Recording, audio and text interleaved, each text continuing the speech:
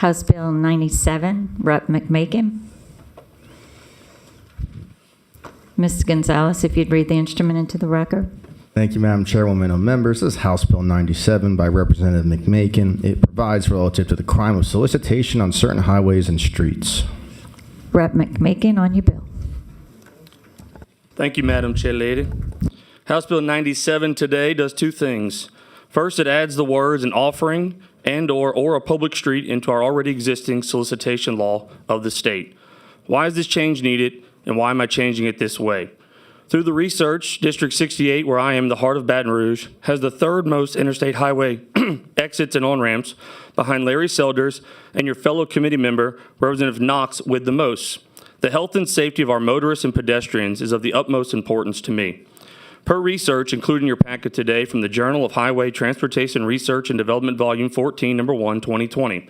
In Louisiana, pedestrian safety has been a long-standing issue.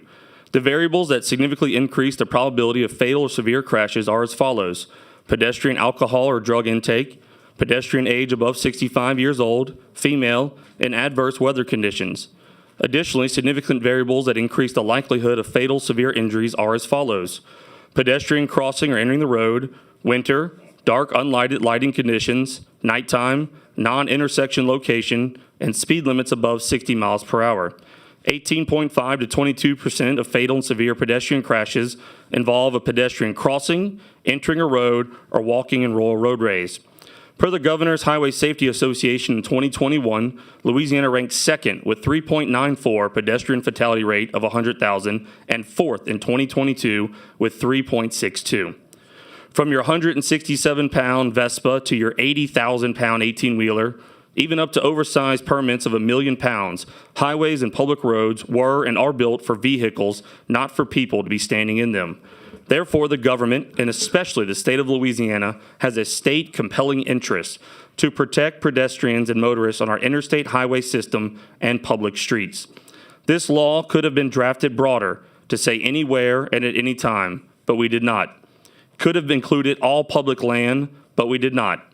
Could have included sidewalks and right-of-ways, but we did not. Limited it to highway systems and public streets. Therefore, we as the legislature of Louisiana have shown that this law furthers our compelling interest of keeping our people safe and have narrowly construed this law to do so. Thank you, Madam Chair Lady, and I'll be glad to take any questions. Thank you, Rep. McMakin. Rep. Horton in the queue. Chairman. Would this affect people who are trying to collect for Jerry's Kids, for charities like that? So there's a different statute, RS 32-218, that talks about charitable giving. So this law would not affect the charitable giving law. Thank you. Thank you, Madam Chairman. Thank you, Rep. Horton. Rep. McMakin, did you have, we did have some handouts. Did you intend to either present them or did you just want them presented to the committee members? Did you intend to present them electronically? Just for the committee members and to have for our official record. Thank you. Rep. Knox requesting to speak. Rep. Knox. Thank you, Madam Chair. Representative McMakin, thank you for bringing this bill. I can actually appreciate the question by my colleague, Representative Horton, as it relates to the charity, and I thank you for bringing clarity to that, because I know for some that was a big concern. I appreciate the fact that you're bringing this bill because you've already acknowledged that in my district is one of the most with this kind of situation. And I want to anticipate further that there may be issues with the language offering. And as I understand it, you're trying to dissuade offering of illegal type activity that occurs along some of these highways and byways, particularly prostitution, drug activity, and things of that nature. That's your whole intent, as I understand it, and not to dissuade anything as previously mentioned as it relates to charity. Is that correct? Yes, sir. Overall, it's health and safety. And just like you mentioned, those are some examples that lead to a poor health and safety of our citizens of Louisiana. Thank you for offering that clarity, and I appreciate the bill. Thank you. Thank you, Rep. Knox. We have present in support but not wishing to speak, Kevin Hayes with the Chiefs of Police Association. We have present and wishing to speak in opposition, Sarah Whittington, Megan Garvey, and Chico Yancey.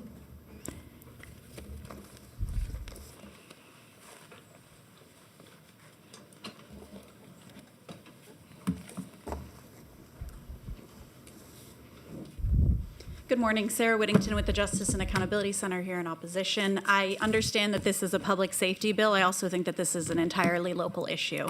This is one that can be handled and is handled in almost all of your jurisdictions that I researched by local municipal ordinances. And so if local municipal ordinances can resolve and handle this issue with local law enforcement, expanding this to be a state law is just going to be a catch-all that I think actually is going to be more problematic for the people that actually are more in need of services. And so for us, understanding that this creates a state misdemeanor as opposed to a municipal misdemeanor means that you could have potentially state overreach on our public streets. Additionally, I think there's a lot of First Amendment issues.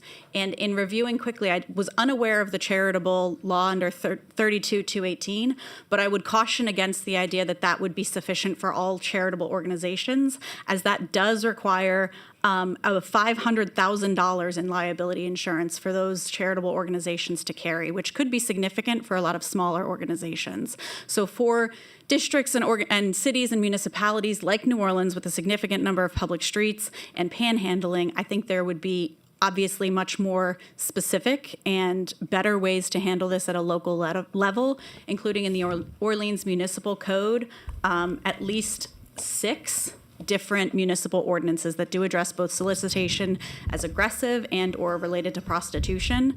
And therefore, I think that this law is unnecessary at the state level, as all of our local ordinances and local communities are handling this problem in the way that they best see fit. Happy to answer any questions. Thank you. Thank you, Ms. Whittington. I don't see any members requesting to speak. Ms. Garvey? Well, Megan Garvey on behalf of LACDL in opposition to the bill.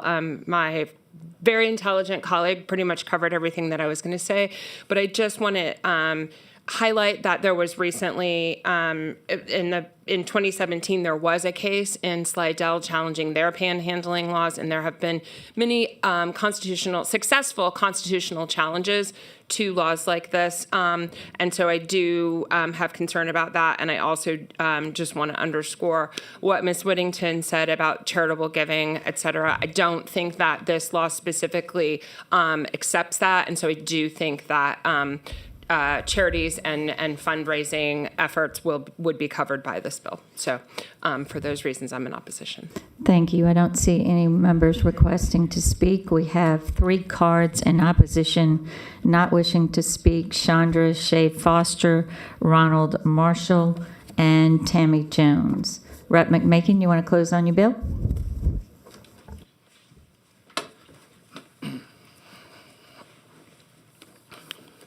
Thank you, Madam Chair Lady. To go back to the 2 ladies in opposition talking about this being a local issue, you cannot have a local issue that affects the interstate highway system, and that's what this bill does. I mentioned it. I have the 3rd most. Larry Selders has 2nd. Representative Knox has the most. A local ordinance cannot control I-10, I-12, I-20, I-49, whatever that might be. Also, with state roads can go right now in Louisiana, especially in Baton Rouge. We're taking state roads, moving them to parish roads to state roads. How do you know what the road's going to be? If it's always switching all the time, this law will cover all of the roads. And mentioning that it might happen on the local level, Jefferson Parish is currently considering something to do, and they've looked at this bill to say, you know what, that would be fantastic. If the state would just handle this for us, we would not have to do this on a parish-by-parish basis. Second lady that came to the table mentioned the Slidell case. Actually, have it right here for you all. It's from the U.S. District Court, Eastern District of Louisiana, Blitch v. City of Slidell. Huge difference in that case. The City of Slidell was requiring would-be panhandlers to register with the chief of police and wear identification before asking their fellow citizens for money. So that case was requiring panhandlers to go register, do something extraordinary, and then the court, of course, struck that down. Our case, this law, like I've talked about, we have a compelling state interest to keep our roads safe, to keep our citizens safe. We have, as the data points out in your packet, you see that. We already have near the top of being the most unsafe roads, highway system, public roads in the United States. Let's do something to protect our citizens, and I would ask for your favorable passage. Thank you. Thank you, Rep. McMakin. Do we have a motion? Motion by Representative Cox to report the instrument favorably. Do we have any objections? Hearing no objections, the instrument is reported favorably. Thank you, Rep. McMakin.